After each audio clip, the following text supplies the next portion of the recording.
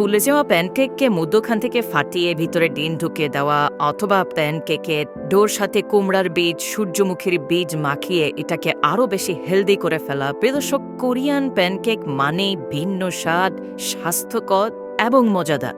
যারা বাংলাদেশে স্ট্রিট ফুডে প্যানকেকের বিজনেস করেন অথবা নতুন কোনো স্টার্ট আপ শুরু করতে চাইছেন, তাদের জন্য চমৎকার কিছু প্যানকেকের আইডিয়া নিয়ে আজকের এই ভিডিওটি সাজিয়েছি। তো শুরুতে বলে দিই, তারা 3 থেকে 4টি হ্যান্ড ডিভাইস, যেগুলোর নিচের অংশ স্টেনলেস স্টিলের রাউন্ড শেপে থাকে, এই হ্যান্ড ডিভাইসগুলো দিয়েই মূলত তারা ডোগুলোকে প্যানকেকে রূপান্তর করে। তো এই প্যানকেকগুলোর ডোগুলোর মধ্যখানে কিন্তু বিভিন্ন ফ্লেভারের চকোলেট মিক্স, ফ্রুট মিক্স, বিভিন্ন ধরনের মিক্স ঢুকিয়ে দেওয়া হয়, যার যেটা পছন্দ। তো হ্যান্ড ডিভাইস দিয়ে কিছুক্ষণ চাপ দেওয়ার পরে প্যানকেকগুলো অনেকটা আমাদের দেশীয় পরোটার আদলে স্থিতিস্থাপক হয়ে যায়। এরপরে সেগুলোকে উল্টিয়ে প্যানকেকগুলোকে কাস্টমারের কাছে সার্ভ করা হয়।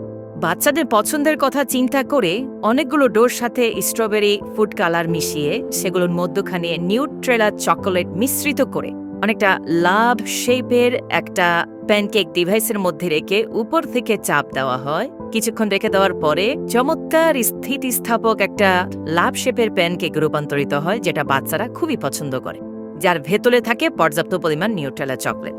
এছাড়াও পর্যাপ্ত পরিমাণে মিল্ক পাউডার মিশ্রিত ডোগুলোর মধ্যখানে কালো জিরা এবং বিভিন্ন ধরনের হার্ব মিশিয়ে বেলেন দিয়ে অনেকটা রুটির শেপে নিয়ে আসার চেষ্টা করা হয়। এই ডোগুলোর মধ্যে আগে থেকে পর্যাপ্ত ইস্ট দেওয়া হয়, যার কারণে আপনি মেকানিক্যাল হিটিং ডিভাইসে রাখার পরে সেগুলো যথেষ্ট ফুলে যায়। তো এগুলোকে সরাসরি সাজিয়ে বিক্রি করা হয়, কারণ ফ্লাফি এই প্যানকেকগুলো অনেক মজাদার।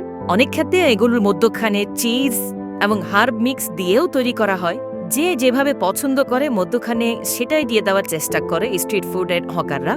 অনেকে তো প্যানকেক কিছুটা ফুলে যাওয়ার পরে মধ্যখানে ফাটিয়ে একটা চুমের সাহায্যে খুব চমৎকারভাবে প্যানকেকের ভিতরে ডিমটাকে ঢুকিয়ে দেয়। বলা যেতে পারে অনেকটা আমাদের দেশের মোগলাই পরোটার আদলে। আপনি দেখবেন যে এই পরোটাগুলো চারপাশ থেকে কেচি দিয়ে কাটার পরে ভেতরটা কতটা চমৎকার দেখায়, এবং এগুলা খেতেও খুব সুস্বাদু। আবার কিছু কিছু ডো তৈরি করা হয় অত্যাধিক বেশি মাত্রায় চিজ এবং মিল্ক পাউডার দিয়ে, যেগুলো একেবারে নরম হয়। সেগুলো সরাসরি ডুবন্ত তেলের মধ্যে ভাজা হয়। পাশাপাশি আবার অল্প আঁচে ডিম পোস্ট করার চেষ্টা করা হয়। তো তাদের ডিম পোস্ট করার সিস্টেমটা অনেক চমৎকার। একটা রাউন্ড শেপের এর ভিতরে ডিমটাকে দেওয়া হয় এবং সেখানে ডিমটাকে ভাজার চেষ্টা করা হয়। অন্য পাশে আবার প্যানকেকগুলো ভাজা হয়।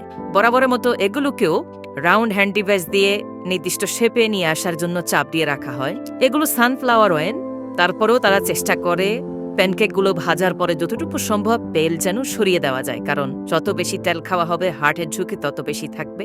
আপনি দেখবেন মধ্যখান থেকে প্যানকেকগুলোকে অনেক ক্ষেত্রে কেটে ভেতরের বাদাম দেখা যাচ্ছে, এবং তার সাথে আবার ভাজার ডিম ঢুকিয়ে দিয়ে কিছুটা সস, মেয়োনাইজ এবং মিল্ক পাউডার মিশিয়ে দেওয়া হয়, যেটা কোরিয়ানরা খুবই পছন্দ করে। আমার কাছে সবচেয়ে ভালো লেগেছে তাদের হেলদি সিড প্যানকেক, যেটার সাথে তারা সূর্যমুখীর বীজ এবং কুমড়ার বীজকে খুব ভালোভাবে মিশিয়ে সেই প্যানকেকগুলোকে রাউন্ড ডিভাইস দিয়ে চাপ দিয়ে চমৎকার শেপে নিয়ে আসছে। এই প্যানকেকগুলোর হেলথ বেনিফিট অনেক বেশি। আপনারা জানেন কুমড়ার বীজ আমাদের ডিমনেশিয়া বা স্টিকি শক্তি বিভ্রমের হাত থেকে রক্ষা করে, মস্তিষ্কের পাওয়ারকে বাড়িয়ে দেয়, ওমেগা 3 ফ্যাটি অ্যাসিড রয়েছে। আর এই ডোগুলো অনেক বেশি ইলাস্টিক। আপনি দেখতে পাবেন এর মধ্যে পর্যাপ্ত পরিমাণ চিজ থাকায় ডোগুলোকে টান দিলে একটার সাথে আরেকটা লেগে থাকে। তো এই সিড প্যানকেকটার দাম কিছুটা বেশি হলেও এটা খেলতে খুবই মজাদার।